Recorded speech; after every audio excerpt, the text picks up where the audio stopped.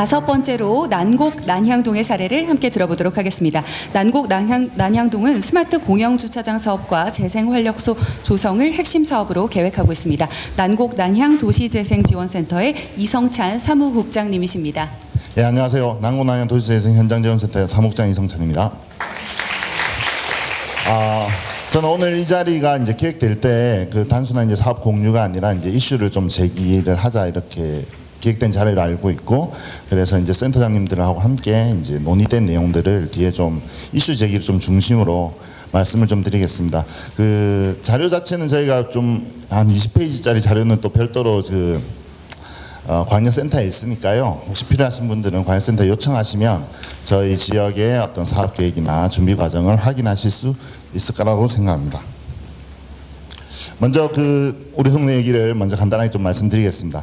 그 난곡 난향 그 도시재생 활성화 지역은 이제 남부 순환로나 이제 2호선 전철역과는 좀 거리가 있는 전형적인 어떤 저층 주거지고요. 사업 대상지는 27만 제곱이고 국토부 뉴딜 면적은 15만 제곱입니다. 관악 자체가 이제 전형적인 주거 지역으로서 이제 도시 세태가 좀 심각한 지역인데요. 우리 지역이 좀 더 도시 세태가 심각하다라고 생각하시면 될 것 같고요. 보시면 이제 평면도로 잘 안 보이는데 상당한 고지대입니다. 고지대고 지역 단차가 있기 때문에, 그리고 노후주택이 많은, 그래서 좀 주거환경 개선이 좀 필요한 지역이고요. 보시면 이제 주거환경 관리사업 지역도 있고 밑에 이제 검토 지역도 있습니다. 그래서 전반적으로 주거환경이 좀 노후된 지역이다라고 보시면 될 것 같습니다. 그래서 저희들이 2016년 이제 희망지 사업부터 주민들의 참여를 통해서 사업계획을 쭉 수립을 했고요. 사업계획 수립을 통해서 이제 본래 이제 10개 사업이었는데 지금 수정이 좀 안 돼. 실타 과정에서 저기 1-2 보시면 친환경 에너지 마을 조성이 이제 삭제됐습니다. 그 내용은 나중에 이슈를 얘기할 때 제가 다시 한번 말씀드리도록 하겠습니다. 기대하는 것은 저희들이 어쨌든 인프라와 관련해 가지고 주민 편의 시설이 향상되지 않겠는가 기대를 하고 있고요.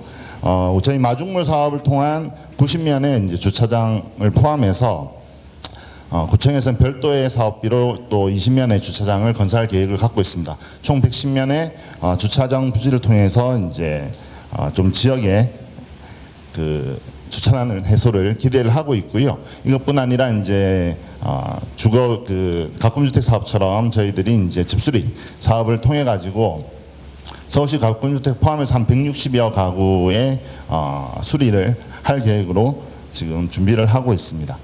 물론 이제 그 도시재생 뭐 잘 아시겠지만 단순히 인프라나 집수리에 국한되는 게 아니기 때문에 지역의 어떤 공동체를 회복하고 지속적인 경제활동을 할 수 있도록 하려고 노력을 하고 있고요. 저희 사업지 내에 지금 사회적 기업 육성가 과정에 이제 4개 팀이 지금 선정돼서 인큐베이팅 과정을 밟고 있습니다. 그래서 이분들을 포함해서 사업 역량을 갖고 있는 주민분들, 그리고 주민협의체 주민분들, 그리고 관악의 어떤 사회적 경제 전문가들이 함께 지역에서 이제 CRC를 만드는데 함께 좀 노력하려고 하고 있습니다.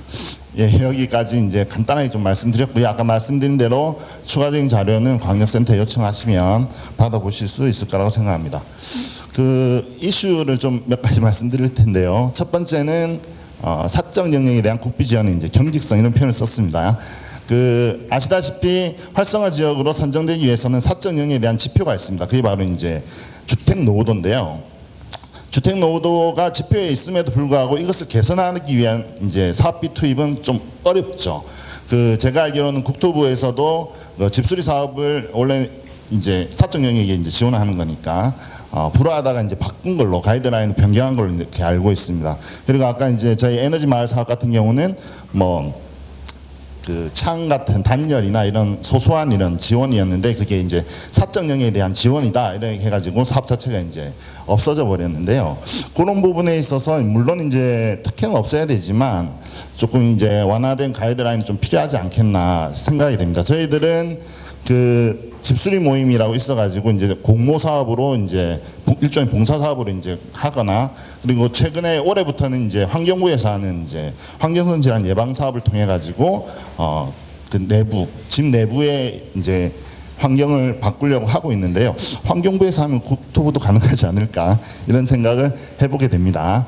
그리고 현물 보조로 한다라고 돼 있는데 현물 보조가 뭐냐라고 제가 확인을 하니까 가꾼 주택은 집주인이 직접 업체를 선정하잖아요. 그게 아니라 일괄적으로 입찰인 같은 형태로 띄워서 이렇게 진행을 해야 된다고 제가 알고 있습니다. 그런 부분 그렇게 진행이 되면 어떤 뭐 지역업체가 소외된다거나 어떤 집수리에 대한 불만이 구청의 민원으로 작동한다거나 이런 것들이 좀 우려되는 측면이 있어서 이런 부분에 대해서도 검토가 좀 필요하지 않겠나 생각됩니다. 두 번째 이제 도심 지역 특수성에 대한 이제 배려인데요. 물론 이제 전국적으로 진행되는 사업이기 때문에 불평등이 있어서는 안 된다고 저도 생각합니다. 근데 이제 특히 이제 인프라 부지 확보 계획이 실타평가 아주 중요한 기준인데 서울이나 대도시는 조금 어려운 상황이 또 있고요. 실제 매도 의사를 밝히더라도 행정적으로 구매까지 한 4~5개월 걸리잖아요. 그러면은 구매 의사를 밝혔는데 계약금을 못 줍니다. 계약금을 못 주기 때문에 그 상태에서 집값이 올라버리면 매도인이 안 팔죠. 이렇게 되면 문제가 또 사업이 지체되는 효과가 있습니다. 최근에 뉴스에 보면 이제 부산 북구에서는 구청장이 사비로 계약금을 마련해서 진행했다 이런 기사 아마 보셨을 겁니다. 그 뭐 어떻게 해결될지 모르겠지만 이 상황이 아주 보편적이거나 아주 정상적인 컨디션은 아니지 않겠는가 이런 생각을 해보게 됩니다. 예. 다음은 뭐 여러 번 이슈가 됐던 이제 가이드라인 통일인데요. 아시다시피 이제 국토부 면적과 관련해서 이미 3개월에 사업이 지체됐습니다. 지체됐고 지금은 이제 공동체 활성화 용역과 관련해 가지고 설계하는데 이제 국토부에서는 인건비만 이렇게 인정하다 보니까 이 자체도 설계하는데 좀 어려움이 있습니다. 어쨌든 통일의 과정에서는 좀 혁신의 방향으로 좀 진행되면 좋겠다 이 말씀 드리고요. 세 번째는 좀 혁신에 좀 애쓰시는 서울시에 부탁드리고 싶은 얘기인데 사실 뭐 좀 발표할까 고민을 좀 많이 했습니다.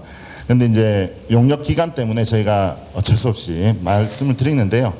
작년 용역 기간 공백으로 우리 코디들이 굉장한 고통을 받았습니다. 고통을 받아서 올해는 그런 일이 없겠다라고 이제 호언을 하셨고요.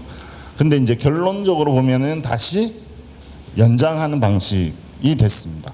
연장하는 방식이 됐고, 근데 제가 걱정되는 부분은 이 변화된 상황 위기 신호를 어느 단위도 시그널을 보내주지 않더라. 비상등을 누군가 켜줘야 되잖아요.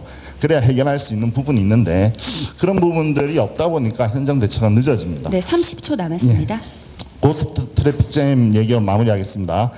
그 고속도로 가다 보면은 길이 막혀서 사고 났나 싶은데 실제 사고가 안 나오고 그냥 뻥 뚫린 이상한 경험을 하셨을 거예요. 그래서 그거는 누군가 이제 아무 생각 없이 별 생각 없이 브레이크 한 밟았는데 뒤에 한 10km 이제 정체 생겨버리는 거죠. 아무튼 뭐 가이드라인 하나 그리고 뭐 이런 사소한 것들 이런 행정적인 부분에 대해서 현장에서 일에 집중할 수 있게 해주시기를 네, 요청드리고요. 그러면은 성과로 답하도록 하겠습니다. 감사합니다.